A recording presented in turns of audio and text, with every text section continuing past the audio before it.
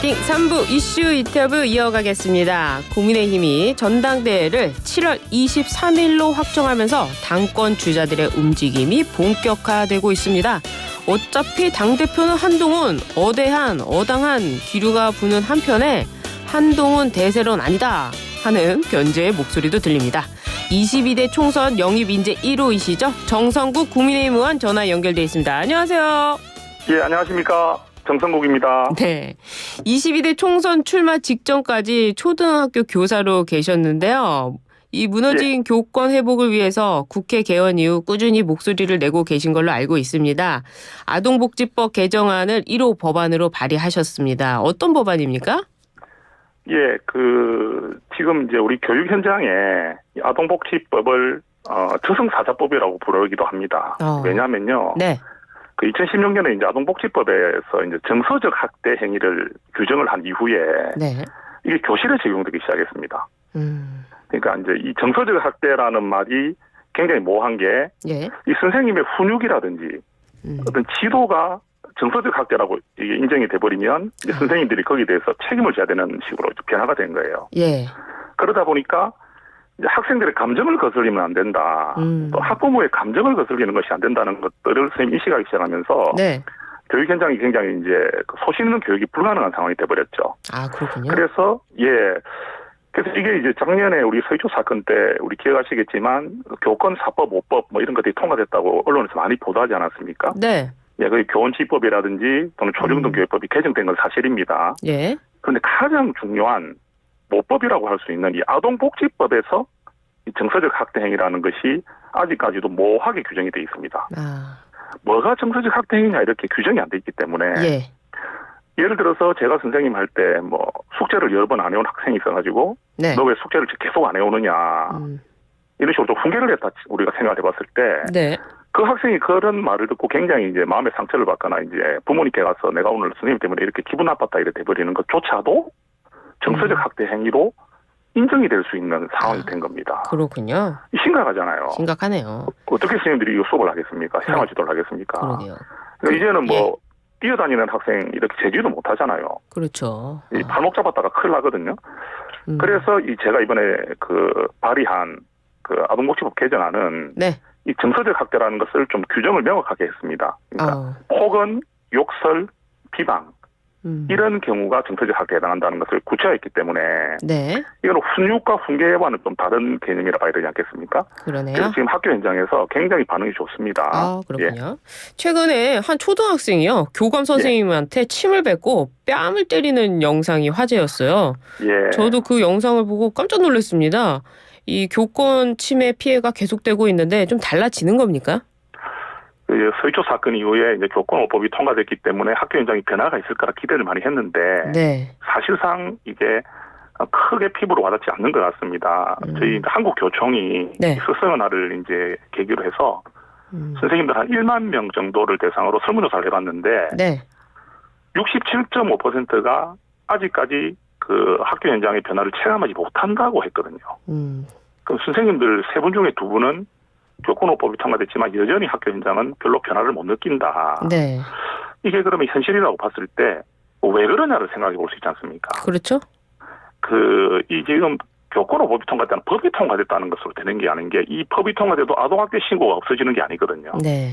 이 법이 아동학대 신고를 못하게 하는 게 아니기 때문에 여전히 아동학대 신고는 계속되고 있고 그렇군요. 그다음에 학부모님들도 악성 민원을 넣어가지고 교육감에게 고발 고소당하고 이런 일들이 거의 없기 때문에 사실상 이 법에 대한 어떤 경각심을 가지지 못하는 것 같아요. 그렇군요. 그래서 이번에 아동복지법 1호는 개정안 1호는 반드시 좀 통과됐으면 좋겠다는 게 제 바람입니다. 그렇군요. 좀 법이 현실을 반영했으면 좋겠네요.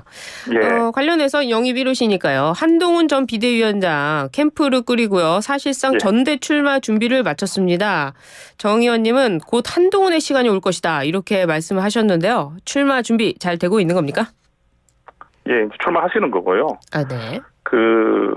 이제 위원장님께서 이제 일정 기간 동안은 이제 사람을 확인하시는 단계, 이분이 나와 어떻게 같이 갈 수 있는가에 대해서 한번 이제 만남을 가지시면서 이제 뜻을 이제 밝히시기도 하고, 그 다음에 함께 갈 수 있냐를 좀 보셨겠죠.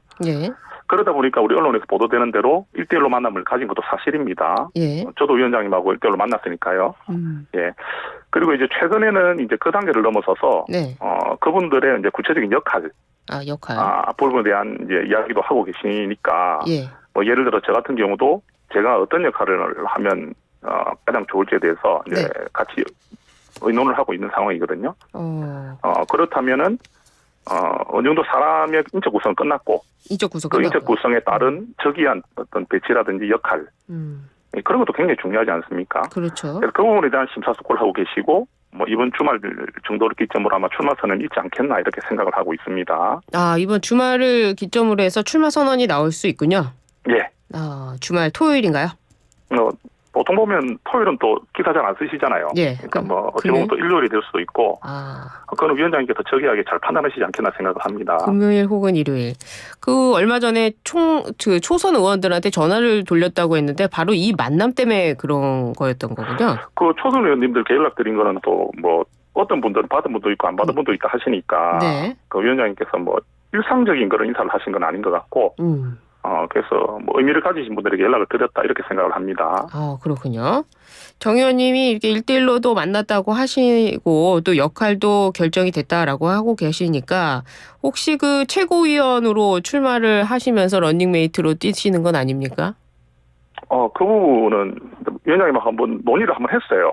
네. 했는데 이제 이게 이 역할이라는 것은 이제 또 위원장님의 또 생각, 구상, 또 이제 실제로 선거에 출마하는 사람은 저도 선거에 뛰는 사람이 되지 않습니까? 예. 그러니까 저의 또 생각도 있고 이러기 때문에 그런 부분들이 조율하는데 좀 시간이 좀 필요한 것 같아요. 그리고 예. 그 다른 분들하고 또 이야기를 나누다 보면 또 이 역할이 좀 바뀔 수도 있지 않습니까? 처음에는 이분이 뭐 최고위원 후보로 좀 좋지 않겠나고 구상하시다가도 또 어떤 진행 상황에 따라서 이분은 이런 역할로 이렇게 또 바꾸고 이렇게 하는 게 낫겠다는 그런 단계이기 때문에 아직까지 저도 지금 뭐 최고위원 출마 여부에 대한 확정은 안 했고요. 예. 하나의 그냥 이제 가능성을 열어두고 있는 부분이고, 그것도 좀 더 숙고한 후에 이제 결정을 해야 될 것 같습니다. 그렇다면 이제 한동훈 위원장의 한동훈 위원장 친한이라고 평가되는 김예지 의원, 장동혁 의원, 한지아 의원 등 이런 분들도 지금 런닝메이트로 최고위원 후보 나오게 될까요? 초선 분들이긴 하지만. 예. 그 개인적으로 제가 그분들에게 뭐 여쭤본 적은 없기 때문에 같이 그 캠프에 꾸려진 거 아닙니까? 예, 그렇지만 이게 캠프를 꾸렸다는 말이 위원장님이 어떤 뭐 단톡방 형태를 만들어가지고 막 이렇게 공유하는 식으로 하는 건 아닙니다.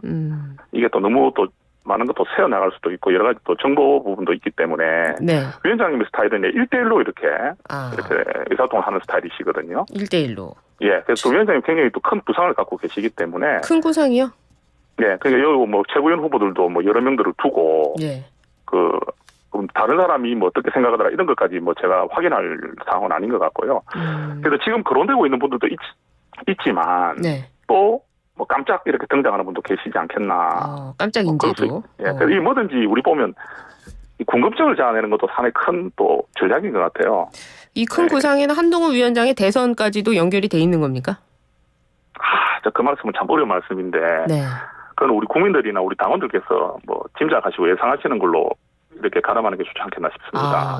지금은 이 대표 출마해서 대표로서 또 어떻게 인정받고 또 국민들께 인정을 받으면서 우리 보수의 또 이런 어떤 그 지금 상황을 또 타개하시고 어려운 상황을 이런 부분에 집중하셔야 되는데 지금 너무 멀리 떨어져 있는 부분을 지금 뭐 이렇게 의논하고 나누는 것은 좀 그런 단계는 아닌 것 같아요. 그래요. 근데 많은 국민의힘 지지자분들, 당원분들이 윤 대통령과 한동훈 전 위원장의 그 어떤 갈등 구조 혹은 뭐 이렇게 대립하는 방식 이런 식으로 이 자신의 존재감을 드러내는 것 이런 거를 좀 두려워하는 부분도 있습니다. 염려하고요. 그래서 이 한동훈 위원장의 출마 자체가 이 갈등을 격화시킨다는 우려의 시각도 있는데 한동훈 위원장은 이제 그거는 없다.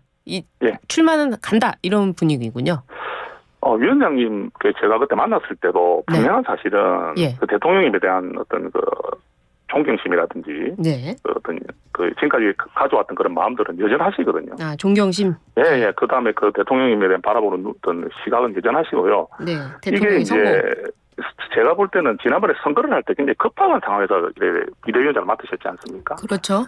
그 지금 이제 그 어려운 우리 총선을 이끌어 가야 된다는 부분이 있어가지고 결국 이제 한동훈 위원장님이 한 축을 구축하셨다면은 네. 대통령님의 입장도 있기 때문에 여기서는 분명히 의견 차이는 존재할 수도 있잖아요. 그렇죠.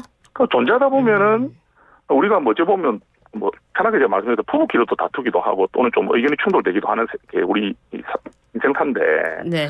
그 최고의 자리에서 모든 그 의사를 결정해야 되는 부분에서 좀 의견 충돌 이런 것들이 있을 수 있는 일이거든요. 일상적인. 그런데 그것을 네. 그러면 의견 충돌이 없어야지만 되는 겁니까? 아니잖아요. 예. 아무리 위원장님하고 대통령 위원장님이나 대통령실 관계가 좋다 하더라도 어떤 부분에 있어서는 또 다를 수가 있고 또 거기에 대해서 또 보는 시각에서는 좀 걱정이 될 수도 있지만 네. 이게 좀 자연스러운 현상으로 받아들일 수도 있는데 이거를 너무 대립각 형태로 봐가지고 네. 함께 갈 수 없는 뭐 어떤 그런 관계로 규정지어 버리는 것이 좀 저는 또 오히려 문제가 아닌가. 그러니까 언론에서 부추기는 것이지 실제로 한동훈 위원장과 대통령의 관계는 동반자의 관계다 이 말씀이시네요. 서로 얼마나 그 20년 지내시면서 네. 그 사실 우리가 다 그렇게 또 봐왔잖아요. 그 대통령께서 신뢰하셨기 때문에 법무부 장관으로 임명하신 거고. 그렇죠. 또 비대위원장이 되신 건데 네. 이게 선거라는 과정에 들어가면 참 이게 민감해지거든요. 저도 뭐 지역구 선거도 해봤고 한국교총회장 선거도 제가 해봤지만 네. 이 선거를 치는 것보다 민감한 게 없습니다. 이러다 보면 수만 가지 이야기를 듣게 되고 또 의견 충돌이 수없이 생기게 됩니다. 그렇죠. 예. 그렇게 좀 바라보시면 좋겠고 그거를 나쁘게만 바라보지 않고. 그러면 한동훈 그 전 비대위원장이 그 당 대표로 나오게 된다면 정부와의 관계, 대통령실과의 관계는 동반자적인 관계로 갈 수밖에 없다 이 말씀이시네요. 그렇게 가려고 지금 다 그걸 바라지 않습니까? 대통령실도 그렇죠. 마찬가지인 것 같은데요. 왜 우리가 지금까지 국민의힘이 조금 국민들로부터 아쉬운 말을 들었던 부분이 수직적 당정관계였지 않습니까? 그렇죠. 수직적 당정관계는 분명히 좀 부정적으로 보는 시각이 더 많았던 건 사실이거든요. 그럼 그 부분은 누구나 다 인정하는 거지 않습니까? 그래서 그 부분에 대해서는 이제 국민들도 많이 또 그런 생각을 하고 계시고 또 우리 대통령실이나 한동훈 위원장님이나 다 마찬가지인 것 같아요. 그래서 대립 관계는 아니다. 아니죠. 수평적 그런 같이 가는 협치 협력 관계죠. 협치 협력 관계로 가게 될 것이다. 동반자적인. 저는 그렇게 기대합니다. 당 대표가 된다면 당과 대통령실과 협력해서 함께 간다 이 말씀이시네요. 저는 그렇게 기대하고 있습니다. 여태까지 나왔던 분석과는 전혀 다른 분석이거든요. 그렇게 돼야 되지 않겠습니까? 한동훈 위원장의 캠프가 꾸려지면 좀 다른 모습이 나오겠군요. 대통령실과의 관계는 동반자적인 관계로 가게 될 것이다. 알겠습니다. 이 한동훈 위원장의 관계와 관련해 가지고 이 친윤계 의원들은요. 한동훈 위원장이 원외에 있기 때문에 잘할 수 있겠느냐 또 이런 우려도 있습니다. 어떻습니까? 제가 그 말씀 들었을 때 조금 와닿지 않았던 부분은 지금 저도 지금 의정 활동하고 있고 요즘 당정 우리 의원총회 많이 하거든요. 원내대표가 계시잖아요. 그렇죠. 원내대표가 하는 역할이 지금 충실히 할 수 있는 구조가 돼 있고 또 그 위치가 확립이 돼 있거든요. 원내대표님 주도로 원내 이 구상을 하고 활동을 합니다. 지금도 우리 국민의힘은 그렇게 하고 있고 중요한 의사결정을 하고 있잖아요. 근데 당대표라는 자리는 우리가 모든 우리 당원들 또 원외 당협위원장들 이 모든 당의 구성원들 80만 당원들을 통할하는 위치지 않습니까? 그분들이 108명의 국회의원을 대표하는 원내대표 자리와는 분명히 다른 거거든요. 그래서 국회 안의 시각으로만 바라봐야 되는 건 아니잖아요. 그렇죠. 그건 원내대표께서 다 이렇게 대표와 함께 투톱 체제로 가면서 서로 상호 보완을 하면서 당대표는 우리 국민과 당원을 상대로 하고 원내대표는 원내 우리 의원들을 상대로 해서 이게 같이 가는 구조. 그렇게 평가를 하고 싶기 때문에 한동훈 위원장님께서 지금 원내에 있다고 해서 그게 좀 어렵지 않겠냐는 부분은 좀 동의하기가 쉽지가 않습니다. 그리고 당규에 당권 대권 분리 규정이 있습니다. 내년 9월에 대선까지 크게 본다면 대표직을 사퇴하는 가능성도 있어 보일 것 같은데요. 이것도 예상하고 계시는 겁니까? 그것도 하나의 또 가능성으로는 봐야 되지 않겠습니까? 그거를 가능성으로 봐야 될 것 같아요. 그 시절 1년 2개월 후에 대선 전 사퇴 규정을 가지고 지금 대표를 구상하고 있다고 생각하지 않고요. 지금 제가 볼 때는 한동훈 위원장님은 어떻게든지 우리 지금 좀 어려운 상황에 있는 우리 이 국민의힘과 그다음에 우리 보수의 이런 부분을 회복하고 국민의 신뢰를 얻어내는 것이 안 되면 네. 그 이후에 구상들은 사실 의미가 없거든요. 그렇죠. 예전에 총선 나올 때도 그러셨잖아요. 나는 4월 10일 이후에 내 인생은 없다. 예. 그런데 그 정도 비장한 각오를 했단 말이죠. 지금도 그 못지않게 어려운 상황인데 이 상황에서 내가 1년 반 후에 1년 2개월 후에 이걸 하겠다는 것을 뭐 마음에 가져둘 정도의 여유가 있는 건 아닌 것 같아요. 그리고 지금은 예. 이렇게 우리 당원들이나 국민들께서 대표로 선택해 주신다면 네. 여기서 이제 정말 대표로서 인정받고 선거를 치러내기 위해 나왔던 비대위원장보다 훨씬 더 이제 큰 영역에서 이제 대통령과 함께 국정을 운영해 가면서 국민들의 삶을 살피는 정치를 해야 되지 않습니까? 전문적으로 또 봐야 되고. 예. 그런 데서 능력을 발휘하셔야 되는 거거든요. 근데 그 방금 저희 2부에 조원진 우리공화당 대표는 이런 얘기를 하셨어요. 나경원 당대표의 한동훈 대선 주자. 지금은 당대표가 아니라 다음 대선을 준비하는 것이 어떠냐 이렇게 또 조언을 하시던데요. 어떻습니까? 아니 다음 대선을 준비하는 과정이 당대표를 안 해야 된다는 건 아니잖아요. 당대표를 해야지 대선 주자 갈 수 당대표를 있다. 해야지 안 해야지를 떠나서 네. 꼭 당대표를 하는 것을 다음 대선과 이렇게 반드시 연결시키는 길목으로 규정하기보다는 네. 지금 우리 국회 개원하고 지금 20일밖에 안 흘렀는데도 네. 이 20일 동안에 국민들이 답답해하고 나라가 지금 제대로 가지 않는다는 이런 불안감 때문에 많이 지금 지켜보는데 그 긴 1년 몇 개월 동안의 시간을 그렇게 뭐 생각할 필요가 있을까요? 그러네요. 알겠습니다. 나경원 당권 도전 캠프 나경원 의원은 이길 수 있다. 이런 자신감도 보이네요. 그건 당연히 선거 나가는 분들은 그런 마음을 가지는 것이 당연하다고 생각합니다. 진다 생각하고 나오는 분은 없을 것 같아요. 그래요. 예. 이 앞서서 한동훈 전 비대위원장이 당대표가 된다면 대통령실과 동반자적인 관계로 간다고 말씀을 해주셨는데 이렇게 되면 김건희 여사 특검법이라든지 뭐 최상병 특검법에 관련해서 지금까지는 뭐 한동훈 전 비대위원장의 입장이 없었습니다만 앞으로 어떤 입장이 취해질 것으로 보입니까? 그래 참 이제 처가기가 쉽죠. 그래도 당연히 일단 우리 당의 지금 입장이 있지 않습니까? 네. 지금 국민의힘이 가지고 있는 스탠스 이 부분을 그렇게 흔들 것 같지는 않아요. 반대한다는 거죠. 예. 그러니까 이 지금 우리 국민의힘이 일관되게 이 부분에 대한 어떤 부분을 가지고 있는 견지를 대표가 새로 부임하자마자 네. 이걸 갖다가 본인의 의지나 생각이 있다 하더라도 일단은 당이 취해오던 스탠스를 유지해가면서 어떤 또 심사숙고를 하시는 것이지 그것을 지금 뭐 대표가 돼서 바로 어떤 뜻을 밝히는 것은 그렇게 하지 않으실 것 같다. 그래서 지금 가지고 있는 어떤 우리의 생각들, 당의 생각들이 일단 당분간 유지되지 않겠나. 그렇게 저는 봅니다. 그렇군요. 이 인터뷰를 하다 보니까 지금 한동훈 비대위원장의 최측근 찐 한계로 알려지셔서 그런지 한동훈 비대위원장이 이 대통령실과 대립각을 세우면서 당대표가 될 것이다 하는 것과는 전혀 반대의 말씀을 많이 해주셨어요. 그게 직접 만나서 대화를 나눠봤기 때문에 어찌 보면 한동훈 위원장의 마음을 제일 잘 알고 있다고 볼 수도 있지 않습니까? 그렇죠. 제일 잘 아시는 거죠. 그러니까 이거를 어떻게 좀 한동훈 위원장님이 대통령님을 불편하게 하고 각을 세울 것이라는 쪽으로 자꾸 부각을 하는 분들이 과연 우리 국민의힘이라든지 우리 정부의 성공을 바라는 분들이라면 그런 표현을 좀 자제하실 것 같아요. 그런 사람들은 당의 성공을 바라는 사람이 아니다. 그렇게까지 규정하진 않지만 정말 진심으로 우리 국민의힘과 보수를 생각하신다면 어떤 분이 그렇다 제가 지금 다른 후보님들 존경하는 우리 다른 이 뜻을 가진 분들을 갖다가 폄훼한다든지 또는 대립각인 것들을 제가 편대 않거든요. 우리 당이 살아야 되고 대통령과 정부가 살아야 지금 우리 보수가 살아나고 다음 선거에서 이길 수 있다는 말입니다. 그런 먼 미래를 보게 된다면 지금 어떤 단편적인 부분으로 너무 지나치게 서로에 대한 표현을 하는 것은 좀 자제하는 게 어떻겠나 이렇게 생각을 합니다. 그렇군요. 오늘 정성국 의원님 이야기로 새로운 한동훈 전 위원장의 모습, 당정 관계까지 살펴보게 됐습니다. 오늘 말씀 정말 감사합니다.